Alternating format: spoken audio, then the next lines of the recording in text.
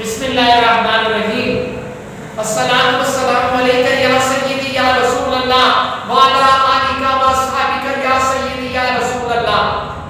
السلام والسلام علیکہ یا سیدی یا رسول اللہ وعلا آلکہ و اصحابکہ یا سیدی یا حبیب اللہ. یہ موضوع ہمارا جو درس بخاری چل رہا تھا، آج وہ درس بخاری ہے وہ قبلہ کا تبدیل ہونا قبلتین.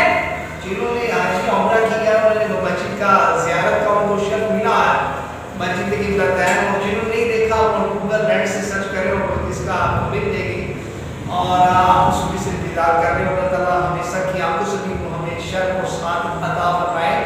تو اب قبلتین حضرت عائشہ صدیقہ طیبہ طاہرہ ہی سے روایت حدیث، اور وہ کیا فرماتے ہیں کہ اللہ تبارک و تعالیٰ آپ کی چاہت کو بڑی جلدی دے گا. اللہ تبارک و تعالیٰ عائشہ صدیقہ مومن کی ماں کیا فرماتی ہیں کہ اللہ تبارک و تعالیٰ آپ کی چاہت کو بڑی جلدی پورا فرماتا ہے. آپ اگر آسمان پر سر اٹھائے تو رب کعبہ بدل دے. بھائی فقہی مسئلہ یہ ہے کہ نماز کے درمیان آپ آسمان پر سر اٹھائیں تو نماز مکروہ تحریمی ہے، تنزیلی نہیں تحریمی، اور تحریمی واجب الادا ہوتی ہے. یہ ہمارا ہے، حضور کی بات ہو ہے وہ حضور کا حص. اب دیکھیں نا، آدم علیہ السلام سے لے کے موسیٰ علیہ السلام تک تمام کا کعبہ جو تھا، قبلہ جو تھا وہ کعبہ ہی تھا. موسیٰ علیہ السلام سے لے کے عیسیٰ علیہ السلام تک تمام کا قبلہ بیت المقدس تھا. اب بیت المقدس کا اور پھر صحابہ نے 16 یا 17 ماہ جو اختلاف ہے سنی اتنا اب بیت المقدس کے پیچھے نماز پڑھی. تو اب یہودیوں نے کہا کہ آپ ہماری مخالفت کرتے ہیں، حالانکہ مخالفت کوئی نہیں تھی ان کے دور میں تھا، کیونکہ وہ کہتے تھے کہ ہم جبرائیل ہمارا دشمن ہے. آپ جبرائیل کو معاذ اللہ اپنا دشمن کہتے تھے. کیوں؟ اس لیے کہ وہ جو راز کی باتیں تھے وہ جبرائیل آ کر بتا دیتے تھے، اس لیے وہ جبرائیل کو اپنا دشمن مانتے تھے. تو آپ فرمائیں کہ اب ہمارا قبلہ اوپر سے ہماری معرفت کر رہے تو نماز کو ہمارے قبلے میں کیوں، ہمارا قبلہ اسی پر پڑھتے. تو پھر حضور کی چاہت تھی کہ قبلہ بدل دیا جائے. تو عائشہ صدیقہ مومن کی ماں کیا فرماتی ہے کہ اللہ تبارک و تعالیٰ آپ کی چاہت کو بڑی جلدی پورا فرماتا ہے. فرمایا آپ اگر آسمان میں سر اٹھائے تو رب کعبہ بدل دیتا ہے، اور آپ محشر کے دن سر جھکائیں تو رب سارے گناہ گاروں کو بخش دیتا ہے. رب تبارک و تعالیٰ گناہ گاروں کو بخش دیتا ہے. یہ خزانہ ہے. کیوں؟ فرمایا انما بھائی انما کلمہ قصر ہے. انما کلمہ قصر ہے. عبارت کے اندر اننا نہیں صرف آیا بلکہ حروف مشبہ آیا. حروف مشبہ کی تکید، حروف مشبہ کے ساتھ ما بھی آیا، جس کو ہم گرامر میں کہتے ہیں مائے کافہ، جس کو ہم کیا کہتے ہیں مائے کافہ. اور مائے کافہ اننا بھی تکید، مائے کافہ بھی تکید، تکید ما کلمہ قصر، تو پھر اس کو کلمہ قصر کہیں گے.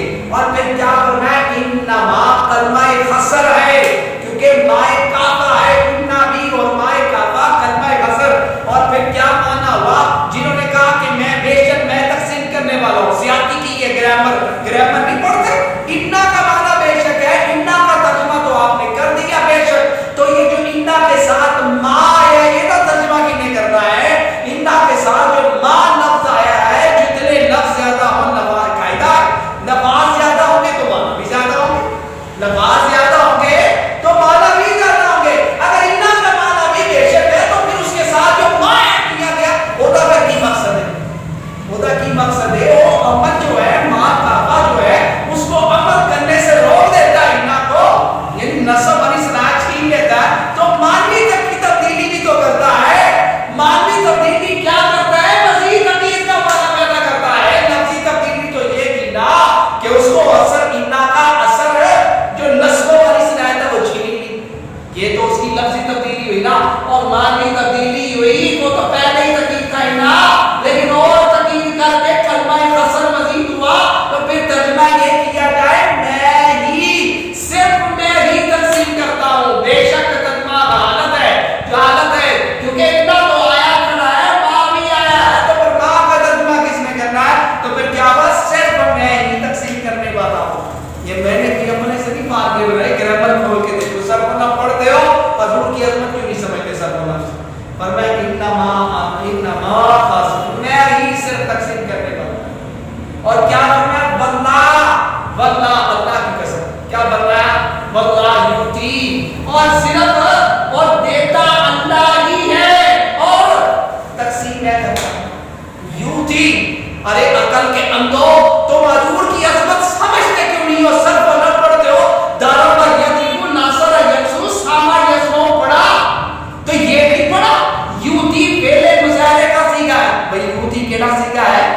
یوتی سیگا فعل مضارع کا ہے، اور فعل مضارع کے اندر دو زبانیں ہوتی ہیں، حال اور مستقبل۔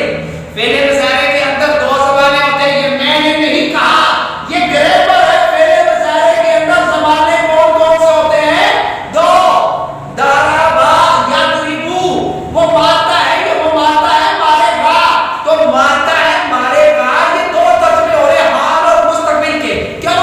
کیونکہ مضارع کے اندر دو ترجمے، دو زبانوں کو کور کرتا ہے، حال اور مستقبل۔ تو اب یہاں پر جو لفظ ہے یوتی، تو یوتی مضارع کا صیغہ ہے، یوتی مضارع کا صیغہ ہے۔ یہاں پر پاس کا صیغہ کوئی نہیں آیا، یہاں پر پاس کا صیغہ اور نہیں آیا۔ یہاں پر اگر پاس کا صیغہ ہوگا تو یہاں پہ لفظ آتا آتانی، میں عطا کرتا ہوں کب؟ وہ تو زمانہ گزر چکا ہے، کیونکہ ماضی کی بات ہو رہی ہے۔ یہاں پر آتانی کا لفظ نہیں آیا، یہاں پر آتانی کا لفظ نہیں آیا کہ حضور کب عطا فرما۔ اگر تم کو نا کہ حضور آج عطا فرماتے نہیں ہیں، تب اس زمانے میں اپنی امتوں کو دیتے تھے، اگر تم یہ ترجمہ کرو تو پھر گرامر خدا کا علاوہ پڑھنا چھوڑ دو، تمہیں عبادت پڑھنی نہیں آتی۔ کیوں؟ بھائی یہاں پر آتانی نہیں آیا، اگر آتانی ہوتا تو ہم مان لیتے چلے بھی حضور اس زمانے میں اپنی امت کو عطا فرماتے، آج نہیں، کیونکہ صیغہ ہی ماضی کا ہے۔ یہاں پر ماضی کا صیغہ نہیں آیا، حروف عطین نہیں پڑھے، الف تا یا نون، الف تا یا نون حروف عطین فعل مضارع کی علامت ہے، اور اس میں سے یا یہاں پر آئی کھڑی ہے، یوتی یہاں پر یا ہے، فعل مضارع کا صیغہ۔ تو مضارع کے اندر کیا ہوتے ہیں؟ دو زمانے۔ تو کیا مطلب ہوا؟ آج بھی عطا فرماتا ہوں، کل بھی عطا فرماؤں گا، کیونکہ مضارع کا صیغہ ہے۔ تو پھر تم کیا چاہتے ہیں؟ آپ اس دور میں تو مانگ سکتے ہیں، آج نہیں مانگ سکتے۔ اگر نہیں مانگ سکتے تو کیا بخاری نہیں پڑھی؟ بخاری نہیں پڑھی؟ بخاری کی یہ حدیث تم لوگوں نے نہیں پڑھی؟ تو کیا تم نے صرف نہیں پڑھی؟ کیا یہ آتانی ماضی کا صیغہ ہے؟ بالکل ہے۔ اور کیا یوتی مضارع کا صیغہ ہے؟ جی بالکل ہے۔ کیا حدیث کی عبارت میں آتانی آیا؟ جی بالکل نہیں آیا۔ تو پھر کیا آیا؟ پھر یوتی آیا۔ تو پھر یوتی صیغہ کون سا ہے؟ مضارع کا۔ تو پھر مضارع کا صیغہ ہوا تو پھر مطلب کیا ہوا؟ آج بھی عطا فرمائیں گے، کل بھی عطا فرمائیں گے، کیونکہ صیغہ کیڑا ہے؟ مضارع کا۔ تو آپ گردانے یاد کرنے کا مقصد کیا ہے؟ مجھے تو سمجھ نہیں آ رہی، یہ آتانی یوتی یہ یاد کرنے کا کیا مقصد ہے؟ اگر تمہیں حضور کی عظمت نہیں سمجھنی تو بھئی یوتی کیڑا صیغہ ہے؟ مضارع کا۔ تو پھر آج کے دور میں اگر کوئی مانگے تو مشرک نہیں ہوگا۔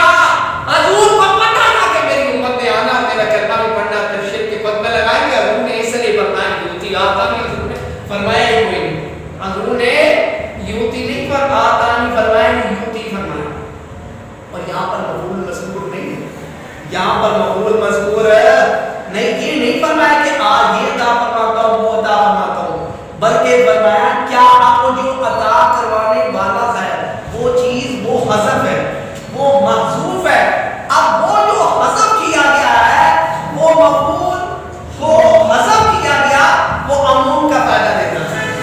جو مفعول کو حذف کر دیتا ہے تو وہ عموم کا فائدہ دیتا ہے۔ اگر یہاں پر یہ مفعول ذکر کر دیا جاتا کہ میں عطا فرماتا ہوں دنیا کی شے، تو پھر آپ والے گر جاتے، اور اگر فرما دیتے کہ میں فلاں شے عطا فرماتا ہوں تو پھر آپ والے گر جاتے۔ تو گویا یہ لمٹ ہو جانی تھی، عبارت لمٹ ہو جانی تھی۔ تو یہاں پر لمٹ نہیں کیا، یہ نہیں کہا کہ کیا عطا فرماتا ہوں، مطلب کیا؟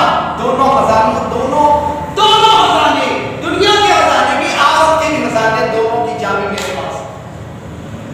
اوتی حضرائن بخاری کا حدیث ہے، مجھے اللہ نے زمین و آسمان دونوں خزانوں کی چابیاں میرے ہاتھ میں تھما دی ہے۔ دونوں خزانوں کی چابیاں، دنیا اور آسمان دونوں خزانوں کی چابیاں میرے ہاتھ کے اندر، یہ بخاری کی حدیث ہے۔ تو مفعول مذکور نہیں ہے، دونوں یہاں پر بنایا گیا۔ اور بعد میں اردو سے بتاؤ تو بخاری میں سے فرمایا کہ دنیا اور دنیا کی اور کی خزانوں کی چابی میرے پاس ہے۔ یہ بخاری مسلم کی حدیث ہے، مقام مصطفیٰ سمجھے۔ یہ ساری کائنات وزن اللہ نے حضور کے لیے سکھایا، اللہ ان کے سب کے فضل فرمائے، کرم فرمائے، اور آپ اللہ کی رضا کے لیے، اس کے رسول کی رضا کے لیے اس کو شیئر کریں۔ جو بھی اس پر عمل کرے گا، جو بھی اس سے پیدا کرے گا، یہ آپ کے لیے میرے دوست جان بنے گا، اور آپ